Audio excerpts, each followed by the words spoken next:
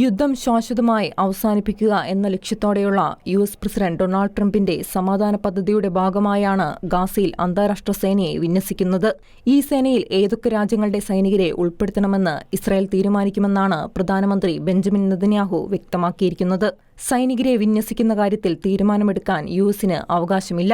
Israel അംഗീകരിച്ചാൽ മാത്രമേ വിദേശ സൈനിക വിന്യാസം ഉണ്ടാകൂവെന്ന് നെതന്യാഹു വ്യക്തമാക്കി. ഞങ്ങളുടെ സുരക്ഷ ഞങ്ങൾ തന്നെയാണ് നിർണ്ണയിക്കുക. ഏതൊക്കെ അന്താരാഷ്ട്ര ശക്തികളാണ് നമുക്ക് സ്വീകാര്യമല്ലാത്തതെന്ന് നമ്മൾ തീരുമാനിക്കും. അത് ഞങ്ങളുടെ നയമായി തന്നെ തുടരുമെന്നും നെതന്യാഹു മന്ത്രിസഭാ യോഗത്തിൽ പറഞ്ഞു. യു.എസും ഈ നയത്തെ പിന്തുണയ്ക്കുന്നുണ്ടെന്നും അദ്ദേഹം കൂട്ടിച്ചേർത്തു. ഇസ്രായേൽ ഒരു സ്വതന്ത്ര രാജ്യമാണ്. ഇസ്രായേലിന്റെ സുരക്ഷാ നയം അമേരിക്കയല്ല നിർണ്ണയിക്കുന്നതെന്നും നെതന്യാഹു പറഞ്ഞു. യു.എസും ഇസ്രായേലും പങ്കാളികളാണെന്നും എന്നാൽ അവരുടെ ദേശീയ താൽപര്യങ്ങളെ അടിസ്ഥാനമാക്കിയാണ് അവർ തീരുമാനങ്ങൾ എടുക്കുന്നതെന്നും അദ്ദേഹം പറഞ്ഞു. തുർക്കി ഇസ്രായേൽ ബന്ധം വഷളായ സാഹചര്യത്തിൽ തുർക്കിയ സുരക്ഷാ സേനയ്ക്ക് ഗാസിൽ ഒരു പങ്കും ഉണ്ടാകില്ലെന്ന് കഴിഞ്ഞയാഴ്ച നെതന്യാഹു സൂചിപ്പിച്ചിരുന്നു.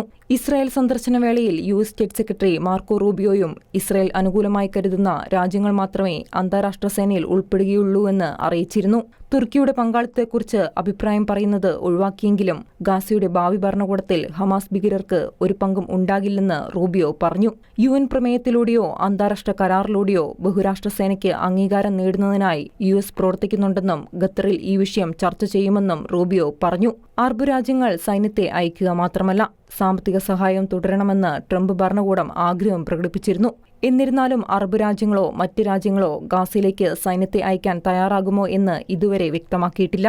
അമേരിക്കൻ സൈന്യത്തെ അയക്കില്ലെന്ന് ട്രംപ് ഭരണകൂടം നേരത്തെ വ്യക്തമാക്കിയിരുന്നു. പകരം ഈജിപ്ത്, ഇന്തോനേഷ്യ, ഗൾഫ് രാജ്യങ്ങളിൽ നിന്നുള്ള സൈന്യം ഉൾപ്പെട്ടേക്കാം. ഹമാസ് ഭീകരർ ആയുധങ്ങൾ വെച്ച് കീഴടങ്ങിയിട്ടില്ല എന്നതാണ് പ്രധാന വെല്ലുവിളി. ട്രംപിന്റെ 20-ദിന സമാധാന പദ്ധതിയുടെ ആദ്യഘട്ടത്തിൽ തന്നെ ഹമാസ് ഭീകരർ തങ്ങളുടെ എതിരാളി ഗ്രൂപ്പുകൾക്കെതിരെ അക്രമാസക്തമായ നടപടികൾ പുനരാരംഭിച്ചിട്ടുണ്ട്.